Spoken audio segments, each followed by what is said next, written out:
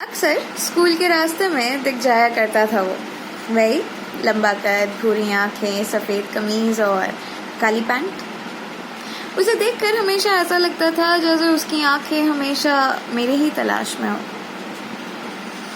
कई बार जब मैं अपनी सहेलियों के साथ नहीं होती थी तो पीछे भी आया करता था, पर बात करने की कभी कोशिश नहीं की।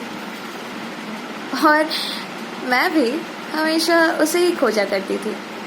हाँ, मुझे पता है ये गलत है, वो एक अनजान है, पर अपनापन सा लगता था।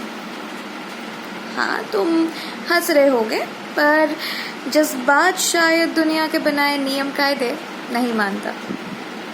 हर बार कचौड़ी वाले चाचा के पास ही खड़ा रहता था, हाथ में कचौड़ियाँ लिए। मेरे लिए थी या नहीं ये मुझे नहीं पता, पर शायद उसे पता था कि मुझे कचौड़ियाँ बेहद पसंद है। वो रास्ते के उस तरफ और मैं इस बार बस स्टॉप पर। हमेशा से कुछ मीटरों का ही फासला रहा है हम दोनों के बीच, पर उसे तय करने में कई साल लग गए। उस दिन वो थोड़ी देर से आया था शायद, और हम थोड़ी जल्दी पहुंचे थे। बस आने वाली थी और सबको उम्मीद थी कि मैं भी उनके साथ ही उस बस में चढ़ूंगी। वो अभी भी नहीं आया था। मैं आंखें टिकाए रास्ते के उस तरफ बस उसकी एक झलक के लिए इंतज़ार कर रही थी। बस आ चुकी थी और मुझ पर दबाव था कि मैं जल्द से जल्द बस पर चढ़ूं। आंखें उस तरफ और पैर बस की सीढ़ी पर मैंने वही किया जो करना ज़रूरी था शायद। हाँ, मैंने बस पकड़ना ही लाजमी समझा। उस दिन के बाद वो मुझे कभी नहीं दिखा। गलती कर दी क्या मैंने? रुक जाना चाहिए था क्या? क्या वो भी चाहता था कि मैं भी उसकी तरह उसका इंतज़ार करूं? 14 साल की उम्र में इतने सारे सवालों के जवाब नहीं थे मेरे पास, और मैंने उन जवाबों को ना ढूंढना ही ज़रूरी समझा। पर किसे पता था कि जीवन ने कुछ और ही सोच रखा है मेरे लिए।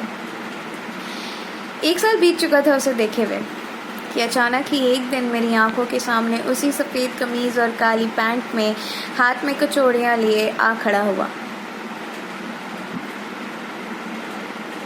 कैसी हो बेटा? ये लो तुम्हारे लिए कचौड़ियाँ। कहाँ चले गए थे आप? मैं अनजानों से कचौड़ियाँ नहीं लेती। वो हंसने लगे और कहने लगे, तुम्हारा स्वभाव भी बिल्कुल रज्जो की तरह है गुड़िया। सिर्फ आंखें ही नहीं, स्वभाव भी मिलता है तुम दोनों का। हाँ, आपकी तरह मुझे भी कुछ समझ में नहीं आया था, और शायद उन्होंने ये मेरे चेहरे पर देख लिया था। अचानक ही उनकी आंखें नम हो आई और गला भारी हो गया। कहने लगे, 10 साल की थी रज्जो जब हमने उसे एक दुर्घटना में खो दिया। तुम्हारी आंखें बिल्कुल उसकी तरह हैं, इसीलिए रोज़ रास्ते के उस पार तुम में अपनी रज्जो को देखा करता था। शायद आज वो तुम्हारी उम्र की ही होती। पर कितने दिन चलता ये? मेरी पत्नी और मैंने ये शहर छोड़ना ही लाजमी समझा। कुछ काम से आया था तो सोचा तुमसे मिलता चलूं। उनकी नम आंखें और आवाज़ सुनकर मेरी आंखें भी भर आईं। न जाने क्यों कह पड़ी, शुक्रिया बाबा, मुझे कचौड़ियाँ बेहद पसंद है।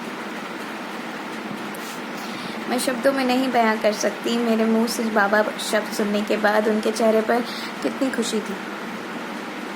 उन्होंने अपने आंखों से गिरते हुए आंसू को पोंछा, आशीर्वाद दिया और चले गए। एक शब्द नहीं कहा उन्होंने।